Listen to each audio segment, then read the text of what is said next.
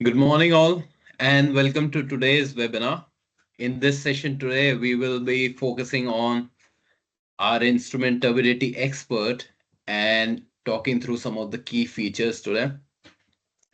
My name is Shaurya and I'm head of product management. And today I'm joined here with my colleague, Lauren, who leads technical support and training for our customer. In this session, we will be going through a live demonstration of this product, and Lauren will explain us some of the key features, how we have developed this product, and what the benefit of this are. This session will last around 25-30 minutes.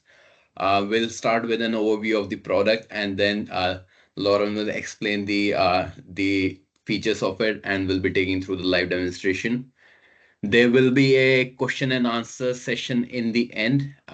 The all the attendees, they should be able to access the question and answer function, which is available in the chat. We will pick all the questions in the end, and this session will also be recorded, so you can refer back to it at a later stage. Finally, I would like to thank you all for being here today and for your continued trust in Bell and Test. It's great to be here today and talking about our latest innovation, Turbidity Expert.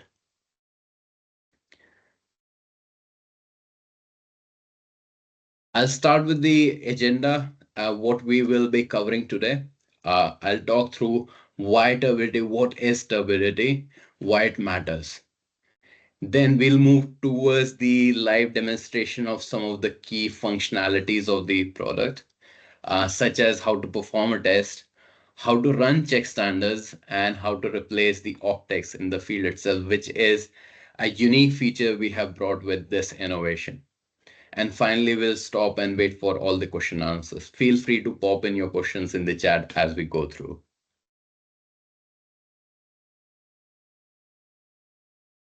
So firstly, what is turbidity? It is the measure of cloudiness of a water sample. As you can see with the picture on right, with increasing levels of turbidity, you will see the water sample becomes more cloudy. At some level, it becomes not safe for consumption and not compliant. It's a key parameter in various applications where the users, they are required to test and make sure the turbidity levels are below specific levels. Typically, turbidity is measured in nephelometric turbidity units, which is also sometimes known as NTUs.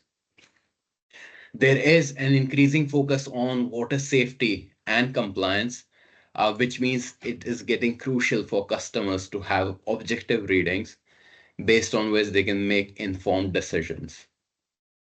So we introduce you the new platform, Turbidity Expert, which enables users to measure turbidity in the field. We have had Turbimeter Plus for over a decade, which was successful, and we understand the application of turbidity testing.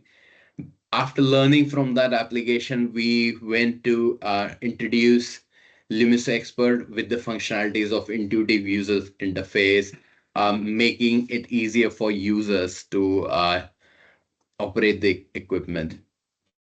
We have implemented some of the key functionalities, learning from these platforms and aligning the next generation of turbidity to the rest of the portfolio. As you can see here, it comes with a modern look, intuitive touchscreen interface. It comes with connectivity and data management as well. Our underlying philosophy of developing products has been to focus on accuracy, the simplicity, and the connectivity of the instrument. And today, Lauren will take us through and explain like how the various features they allow users to achieve this. Now I'll stop right there, and Lauren will take over from my end. We will be talking through the how the product works, so you will be able to see the live stream of the demonstration now.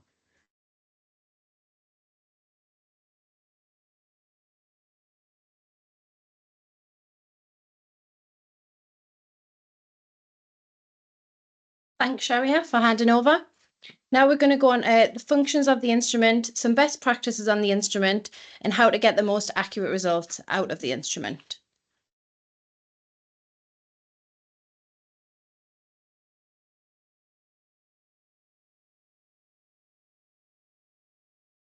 So as you can see, when the instrument is powered on, we have now upgraded the instrument to have a touch screen. This, for anybody on the call who's familiar with the Lumisaur Expert, is more in line with our products. This, again, as with all of our products, is to make testing more simple for the user. So on the home screen, there are 6 buttons: measure, check standards, calibration, users and labels assignment, test log, and the system settings. So as you can see, check standard and calibration has been separated out as from the previous Turbidity Plus instrument. Now, this is feedback from users, and this is things we take into consideration when improving simplicity of testing. Check standards and calibration has been separated out for ease of use for the user. But first, let's go into how to take a measurement on the instrument. As you can see on the instrument, we now have a test guide, as on the Lumisaur Expert. This talks through every step of how to take a measurement and also advises on best practices throughout to ensure the user is getting the most accurate results possible. 3 mode selections, as with on the same previous Turbidity Plus instrument. Normal mode, this is to take an instant measurement. Average mode, where the instrument will take 3 measurements and give an on-screen average, and repeat, and this is to measure settling turbidity continuously. For all measurements, the testing is exactly the same, following the test guide and best practices. So to perform a test, the test tubes are the same on the Lumisaur instruments and the Turbidity Expert instrument. Always ensure to use clean glassware. Now, this is because on turbidity measurement, the light is passing through the water. Anything that will obscure that reading will give an inaccurate result.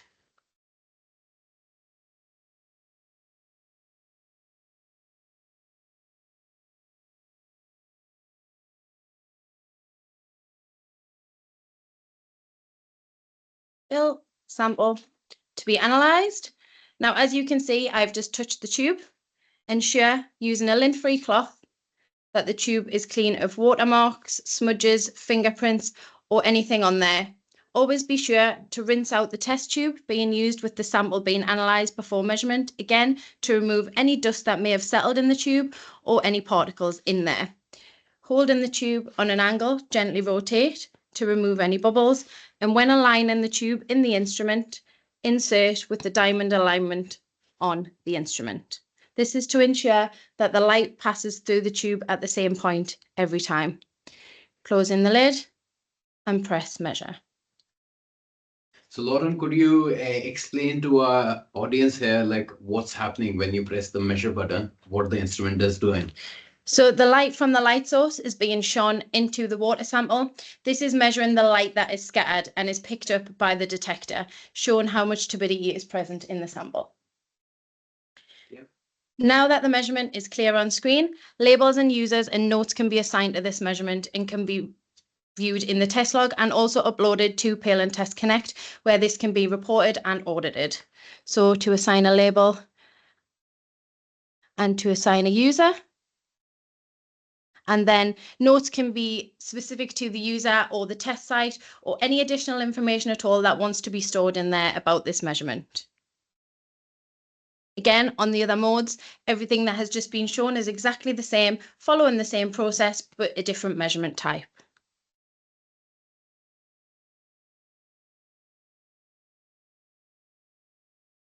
So now if we look at check standards. Now check standards, as you will see, now come with an upgraded test certificate. The reason for this is there is a 16-digit code present on the instrument. This contains all the values and the tolerances for this set of standards. This again is an improvement that was reported by users where sometimes there was a struggle of entering values into the instrument. If the value was entered incorrectly, this would then offset the measurement and give back a failing result. However, now, once entered into the instrument by assigning the code, it will be prompted to enter the 16-digit code on the certificate, and this will store all of that information. This only needs to be entered once for the expiry of the standards, and then this will be stored in the instrument and can be referred back to at any time. Again, this only needs to be entered once and only needs to be updated if the standards are expired or a new set of standards is received. So as you can see on the screen, with all other steps on the instrument, it is advised on the instrument how to perform the check standard readback. So now the first step will prompt to insert standard A. Again, with the measurement, the cleanliness of the glassware and the cleanliness of the optics is just as important to make sure that an accurate readback is performed. Same best practices: clean with a lint-free cloth, gently rotate, and insert the standard with the correct alignment. Once the standard is inserted, select measure.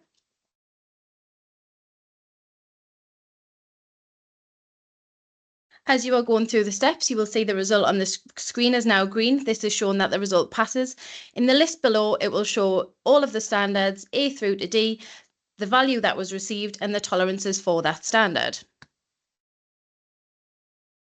Once A has been measured, select Next, and it will prompt to insert standard B. So for users who are new to the turbidity testing equipment, check standards will allow you to verify that the instrument is within calibration. So anytime you are out in the field and you want to verify the instrument is working as it should, you can run these sequence and verify that you are within compliance.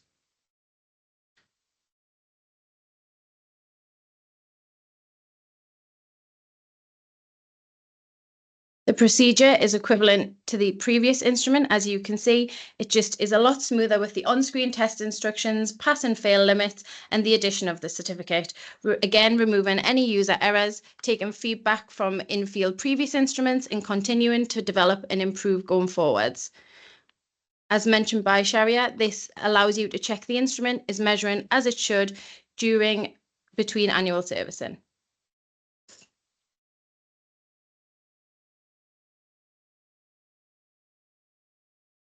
Once complete and all values on the screen are passing, this now shows the instrument is working as it should and can be used correctly by the user.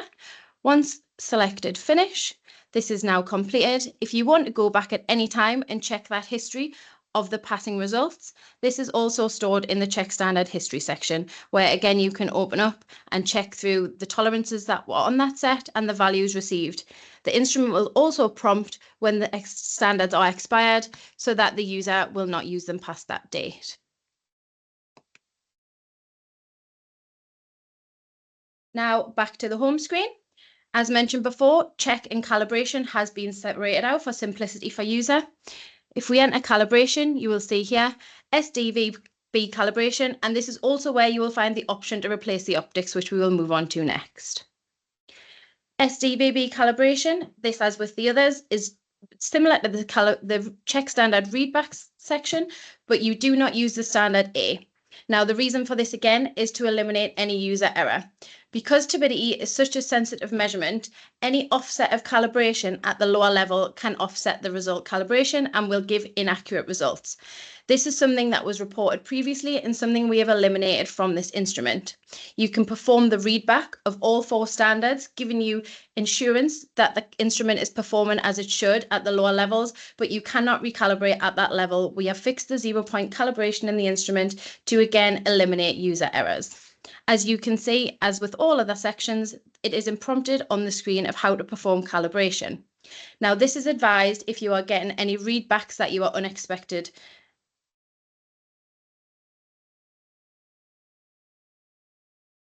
So if we now look into how to replace the optics of the instrument. So Lauren, some of our customers, they were really curious about the new feature, replaceable optics. Why have we chosen to develop this feature in the new instrument? Could you give some insight on that? Absolutely. So the reason for this being, a lot of users in the field get inaccurate results when it's unexpected in between annual servicing. And when those instruments were returned to us at pale and test, the findings were that the instrument was dirty. And the reason for this was the previous instrument was quite tricky to clean. Yeah. And so users were paying for a service with Pale and Test, returning the instrument to us, being without an instrument during that time and struggling to perform the measurements they needed to. So now the introduction of the replaceable optics ensures that any dirt or contaminants that cannot be cleaned by the user can simply be swapped out to a brand new optics without having to send the instrument back to us, saving time and money. That's great. So as you can see on the screen, as with all other sections of the instrument, there is a step-by-step guide on how to replace the optics. But we are going to do this now live. So simply turn the instrument to replace the optics. Now there is a tool provided to release the screw cap cover and also to release the IP67 pressure of the optic chamber. Simply remove the screw cap, place to one side, and release the optic cover with a screwdriver.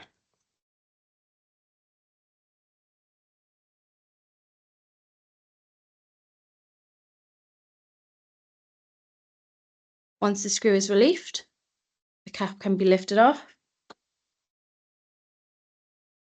Simply use the tool to release the IP67 seal of the instrument, releasing the optic chamber. Now, as you can see, the lenses on the optics are where the measurement takes place. So be sure to not touch these lenses when replacing. Another added benefit is when replacing the optics, it can only be inserted back in one way. Again, reducing human error and ensuring that the measurement can only be taken in one light path. Inside of the optics, there is an arrow that shows the alignment to make sure that it's inserted correctly. Once replaced, simply apply a small amount of pressure to ensure IP67 seal.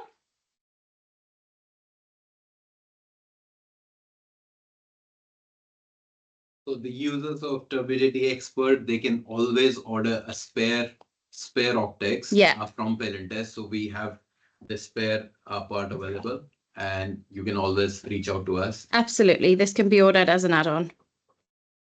So it's a simple pull plug and play system. You just take it out, screw it back, and like once you have inserted the spare optics, you just place the lip. So there's a hinge over here. You just place the lip like this and insert the screw back into the screw holder. Once done, you can screw it back. So if I take the screwdriver over here,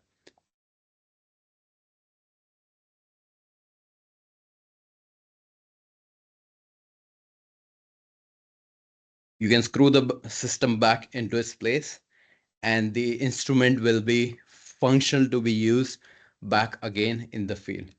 All this, the thing we did, it allows you to replace the optics in the field and continue your testing without any interruptions.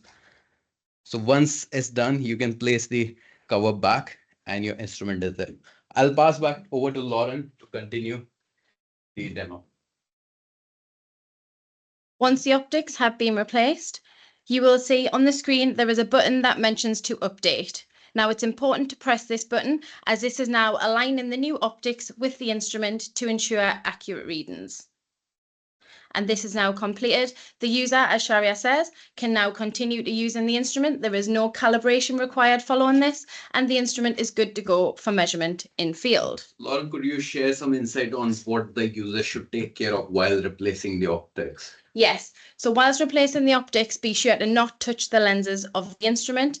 Be sure, although it is an in-field measurement, to do it in a controlled environment so that the instrument is in the best condition once the instrument is being repaired by the user in field. And again, this saves downtime of having to return the instrument to Pale and Test.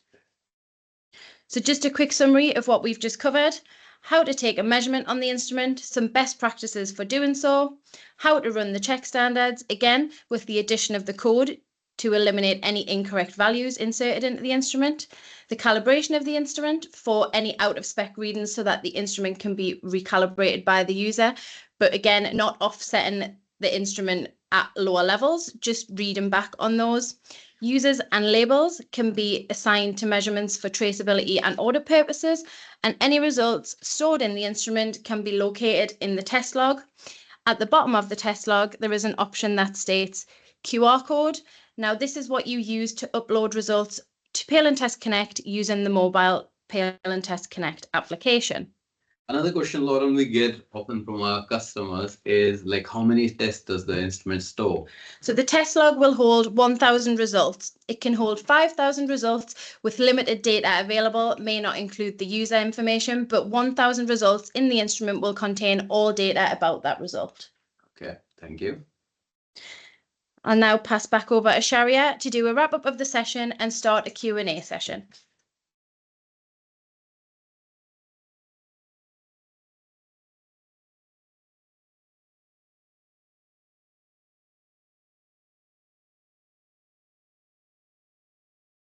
Thank you, Lauren. That was really a fantastic demonstration of our turbidity expert.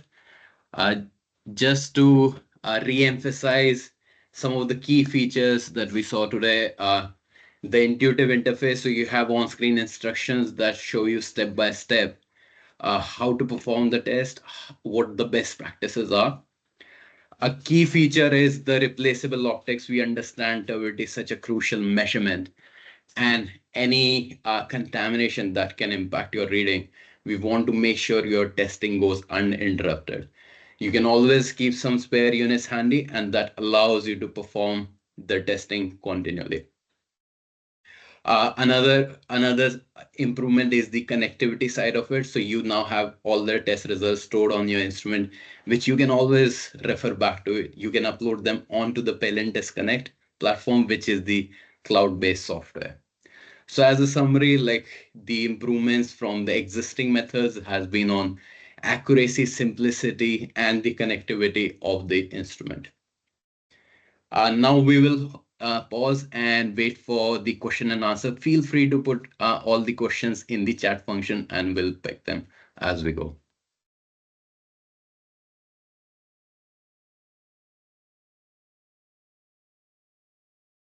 So we have some question I'm reading on the chat.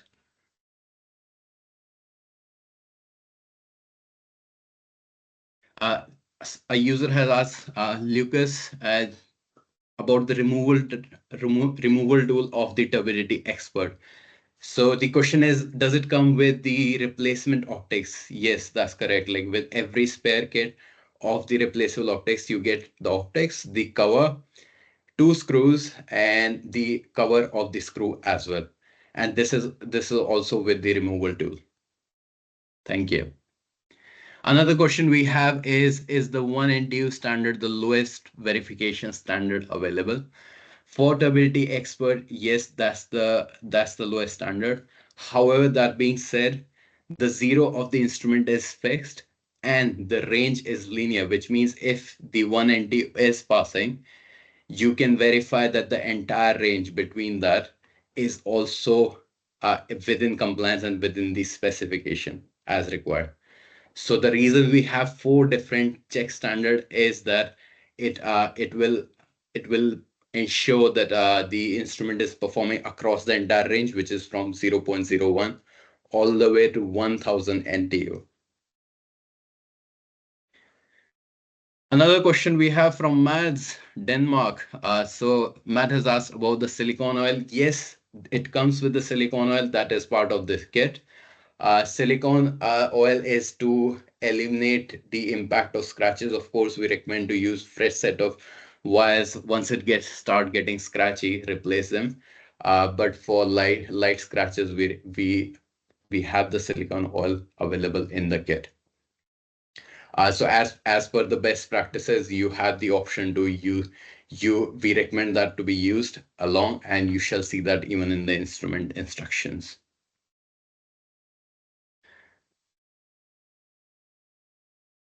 Thank you, Michael. We have got some of the practical best practices on how some of our users have been using that, especially at really crucial levels of less than 0.5 NTU applications.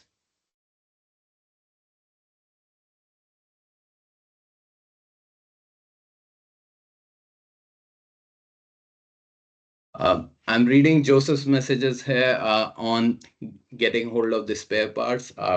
Apologies if in the past there has been any delay, but we'll make sure we'll pick up on it and action it as soon as possible. All the accessories are available um, to continue to ensure the continuity of the testing in the field. So this Turbidity Expert will come with a USB-C charging cable, which is as per the latest regulations and compliance uh, to uh, to charge the instrument. Each charge will last about 2,500 tests, and there are 500 charge cycles on the instrument in a single battery. Then we have got another question from Christopher. Is it necessary to use the supplied syringe to fill the sample tube? I'll pass that over to Lauren to pick that up. Yeah, so it's not necessary to use it. It's there to give you more control over the fill sample. So because it's a 10 ml line, you can filter the 10 ml line or on the tube, or use a syringe provided, whichever you prefer. Okay.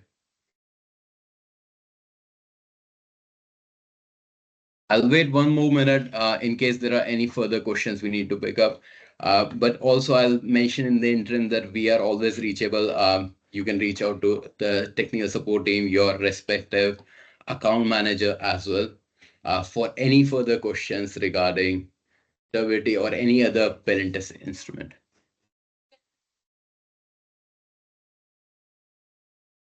Thank you, and thank you, Sas, for your kind comments. I'm just reading your messages here on the POTA lab that comes to the cameo. So today's session is focused on turbidity. We will reach out to your questions separately and answer your queries as soon as possible after this session. We've also got a question around the servicing requirements of the instrument. I'll pass that over to Lauren. Yep. So as with all pale and test instruments, we do advise annual servicing to ensure that the instrument is performing as it should. When the instrument is received with us, it not only receives a thorough clean, it receives a multiple point calibration that is much greater than the calibration that can be performed in field. So the replaceable optics ensures you can carry on testing during that due to any contamination of the optics. However, we do advise annual servicing to confirm that the tests are being performed the way they should be and the calibration is within the limits. Okay, some great questions we have received today. And I'm sure we will have this engagement ongoing. So please feel free to reach out to us after this session as well. Also, I would please sign up on either social media or on the website for any future webinars so that you are up to date with what we have coming and the latest innovations of Palantis. I'll stop it right there. And thank you all. It's been a great session today. Thank you for your engagement and see you soon. Thank you. Thank you.